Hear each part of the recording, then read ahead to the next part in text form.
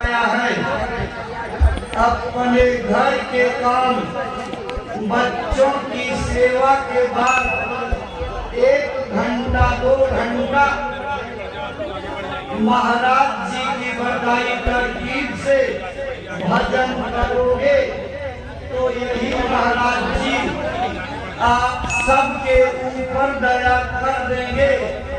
आँख और कान खुल जाएगा, दिखाई और सुनाई पड़ने लगेगा।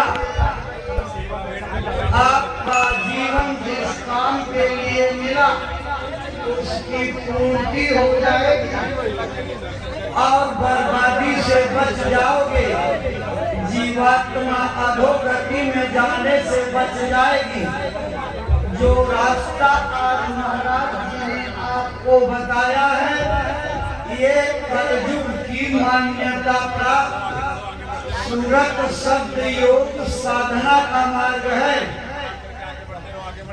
ये रुपए पैसे से नहीं मिलती, हीरा जवाहरात मणिमाणी पन्ना पोखराज से भी खरीदी नहीं जा सकती।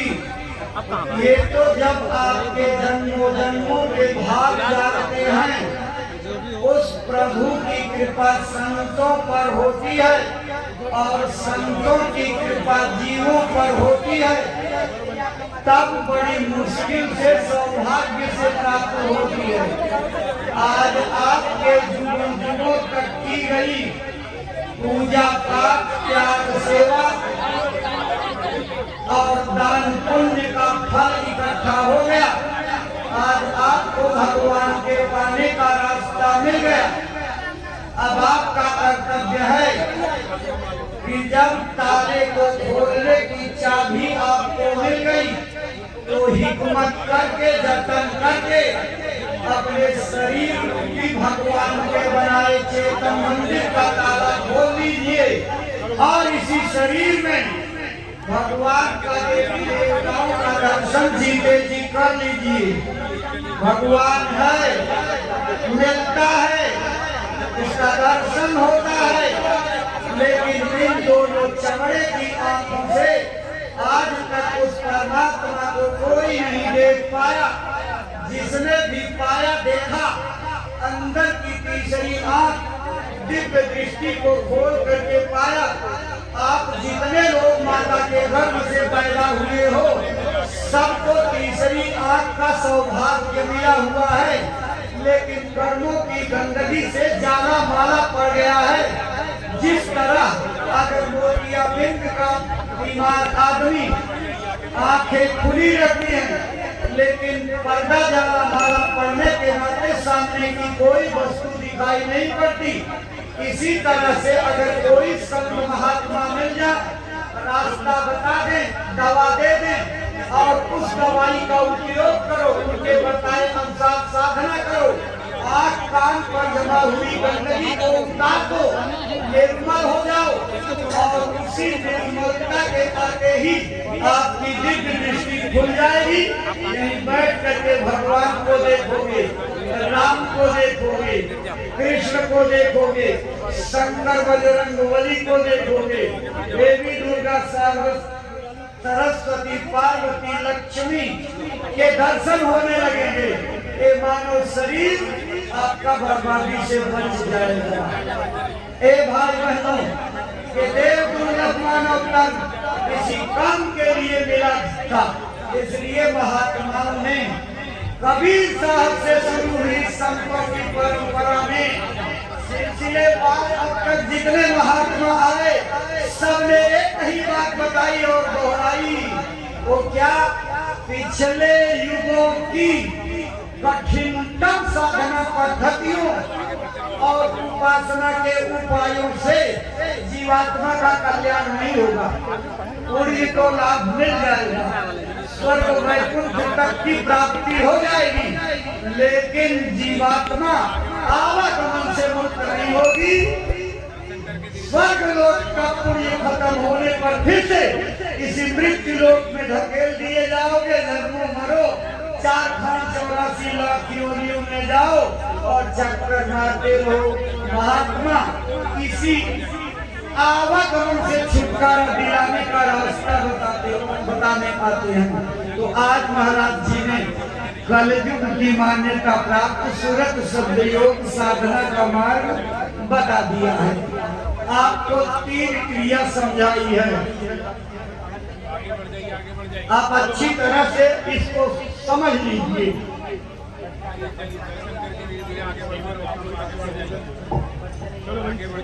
महाराज जी ने तो बड़े विस्तार से विधिवत प्रकाश डालते हुए समझाया है। आपसे करने में कोई भूल चूक न हो जाए, इसलिए संक्षेप में एक बार फिर दोहरा दिया जाता है। आप उसको फिर से रिपीट कर लीजिए, दोहरा लीजिए। महाराज जी ने 3 क्रियाएं समझाई, सुमिरन, ध्यान और भजन। सुमिरन कहते हैं अपने गुरु के नाम और रूप को याद करना। सुमिरन 24 घंटे में एक बार जरूर से जरूर करना है। जैसे शरीर को चलाने के लिए, शरीर को ताकतवर मजबूत बनाने के लिए शारीरिक खुराक की जरूरत है, वैसे आत्मा को बलवती बनाने के लिए, आत्मा को सुसुप्त अवस्था से जागृत अवस्था में लाने के लिए और काल और माया के बंधनों से इसे मुक्त करके अपने घर ले जाने के लिए आत्मिक खुराक की जरूरत है। इस सुमिरन, ध्यान और भजन आत्मा की खुराक है। सुमिरन के लिए 108 दाने वाली माला होनी चाहिए। अगर आपके पास पहले से मौजूद है तो उससे कर सकते हैं, नहीं है या बहुत से लोग अपनी छोटी छोटी दुकानें लगी, आप किसी दुकान से 108 दाने वाली माला खरीद लीजिए और शुभ काम में देरी नहीं की जाती। आत्मा के कल्याण का रास्ता आज महाराज जी ने बता दिया, तो आप देर मत करो, आज ही से जुट जाओ और करना शुरू कर दो। कैसे करोगे? अलथी पलथी मार के बैठ जाओ। एक कोई जो है कपड़ा या चद्दर ऊपर से डाल दो, जिससे बाहर के कीट पतंगे, मक्खी मच्छर आपको हैरान परेशान न करें, आपकी साधना में कोई बाधा न डाल सकें। आंख बंद रहेगी। 108 दाने वाली माला से सुमिरन करना है। जो सांस आपकी अंदर बाहर जा आ रही है, इसी सांस के आने जाने के ऊपर जय गुरुदेव नाम को याद करना, एक दाना हटा देना। एक बार जय गुरुदेव नाम लिया, एक दाना हटा दिया, फिर जय गुरुदेव नाम लिया, एक दाना हटा दिया। तो माला करने का आपका क्रम वही बन जाएगा जो महाराज जी ने बताया। जय गुरुदेव, जय गुरुदेव, जय गुरुदेव, जय गुरुदेव।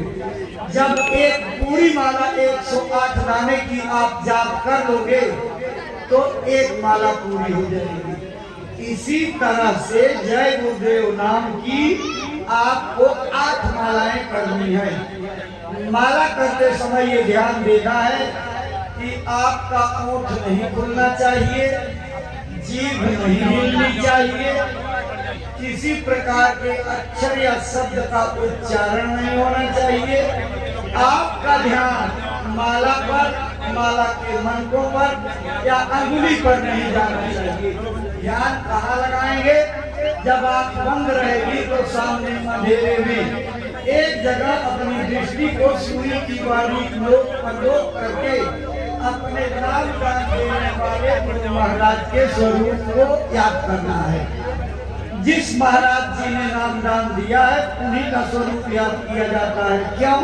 क्योंकि जब महात्मा साधकों की परिपक्व अवस्था आती है और वो साधक मंडलों में आने जाने लगते हैं तो हर मंडल में गुरु उसी रूप में मिलते हैं जिस रूप में बैठ करके नामदान दिया। जैसे आज महाराज जी ने जिस मुद्रा में बैठ करके नामदान दिया है, आपको सुमिरन में उसी मुद्रा को याद करना है। क्योंकि जब आप अच्छी साधना करने लगोगे, इस संसार के तमाम मोह ममता के जंजालों से हट करके अंदर दरवाजे की ओर चलने लगोगे अंदर में आपका सफर होने लगेगा। ये महाराज जी उसी मुद्रा में अंदर में मिलेंगे और आपकी अंगुलियों को पकड़कर जैसे अबोध बच्चे को आप टहलाते हो, वैसे महात्मा अपने अबोध साधकों को अंगुली पकड़ करके मंडलों दर मंडलों की सैर कराते हैं। तब प्रेमी की समझ में आता है कि महात्मा क्या होते हैं, उनकी हस्ती और शक्ति क्या होती है, गुरु की पावर क्या होती है, गुरु कितनी बड़ी शक्ति है। वो हाड़ मांस का शरीर नहीं, वो दाढ़ी बाल पगड़ी पहनावा नहीं, तिलक और चंदन नहीं, वो तो एक ज्ञान है, एक कमाई है, एक साधना की पहुंच है जो साधना करने वालों को दिखाई पड़ती है। भाई बहनों, इस तरीके से सुमिरन आप करिएगा। मान लो सुमिरन करते समय माला छूट के गिर गई, झपकी आ गई, होश गुम हो गया, याद नहीं रह गया कि कौन सी माला कर रहे थे, या अचानक उठना पड़ जाए यानी सुमिरन खंडित हो जाए, तो दोबारा और तिबारा करने की कोई मनाही नहीं है। आप 2 बार 3 बार भी कर सकते हो। आपके पास समय होना चाहिए। जितनी बार आप अभ्यास करोगे उतना ही सुमिरन पकेगा, और जितना सुमिरन पकेगा उतना ही सुमिरन का फल ध्यान और भजन में तरक्की के रूप में गुरु की दया से मिल जाएगा। इसलिए आप कोशिश करके अपने सुमिरन को पका लीजिए। महाराज जी की तरफ से ये आवश्यक रूप से आपको कहा गया है कि 24 घंटे में एक बार सुमिरन बहुत जरूरी है। दूसरी क्रिया बताई ध्यान की। ध्यान कहते हैं अपनी आंख को अंदर में एक जगह एकाग्र करने का अभ्यास करना। तो ध्यान कैसे करेंगे? पलती पलती मार के बैठ जाइए, कपड़ा चद्दर ऊपर से डाल लीजिए, आंखों को बंद कर लीजिए। प्रेमी भाई बहनों, जैसे ही आप अपनी आंखों को बंद करोगे सामने बिल्कुल अंधेरा छा जाएगा। उसी अंधेरे में ऊपर की तरफ केंद्र बनाकर एक जगह सुई की बारीक नोक के स्थान पर अपनी पुतलियों को, अपनी दृष्टि को एकाग्र करने की कोशिश करनी है, अभ्यास करना है। आंख पर कोई जोर नहीं लगाना है, कोई तनाव नहीं देना है। अगर आप आंख पर तनाव दोगे तो महाराज जी ने कहा कि थोड़ी देर में आपको दर्द होने लगेगा, फिर आपका मन साधना से उचट जाएगा। आंख पर कोई दबाव नहीं देना। जैसे सामान्य तरीके से आप ताकते हो, किसी वस्तु को देखते हो, उसी तरीके से अंदर में लेकिन अपनी दोनों पुतलियों को एक जगह एक बिंदु पर रोकने का अभ्यास करना है। अब जन्मों जन्मों के इसके भटकने, चंचल रहने की आदत है, तो इतनी जल्दी तो एकाग्र नहीं होगी। लेकिन जब रोज रोज महाराज जी के कहने के अनुसार समय दोगे, बैठोगे, साधना में बैठ करके आंखों को रोकने की कोशिश करोगे, तो एक दिन आपके जीवन में वो समय आएगा कि गुरु की कृपा बरस जाएगी और आपकी बहकती हुई आंख एक केंद्र पर रुक जाएगी। अगर 1 सेकंड के लिए भी रुकी, अरे भाई बहनों, इतना बड़ा चमत्कार देखोगे कि सारी दुनिया के सारे चमत्कार करिश्मा फेल हो जाएंगे। वहीं सुई की बारीक नोक स्थान पर इतना तेज का गजब का उजाला प्रकट होगा, इस संसार में ऐसी तेज रोशनी आपने कभी नहीं देखी। सूरज की रोशनी फीकी है, अरे बिजली की चमक उसके सामने कोई महत्व नहीं रखती। जब इतना चमकदार प्रकाश आपको दिखेगा तो आपकी आंख बर्दाश्त नहीं कर पाएगी, हिल जाएगी, और आंख के हिलते ही वो आया हुआ प्रकाश गायब हो जाएगा। आप बहुत छटपटाओगे, बहुत परेशान होगे। कितना परेशान होगे कि कितनी आनंददायक, शीतलता और ठंडक प्रदान करने वाली, अपनी की तरह से मजा देने वाली रोशनी आई और चली गई। आप घबराना नहीं, फिर अभ्यास करना। लगातार अभ्यास करते करते जब आप उस रोशनी के लिए भूखे और प्यासे होकर के तड़प पड़ोगे तो गुरु महाराज की दया का द्वार खुल जाएगा और वो अपनी तरफ से ऐसी दया कर देंगे कि रोशनी भी रुक जाएगी और आपकी आंख भी रुक जाएगी। रोशनी और आंख दोनों का रुकना हुआ नहीं कि दूसरा आपको चमत्कार दिखेगा। क्या दिखेगा? आप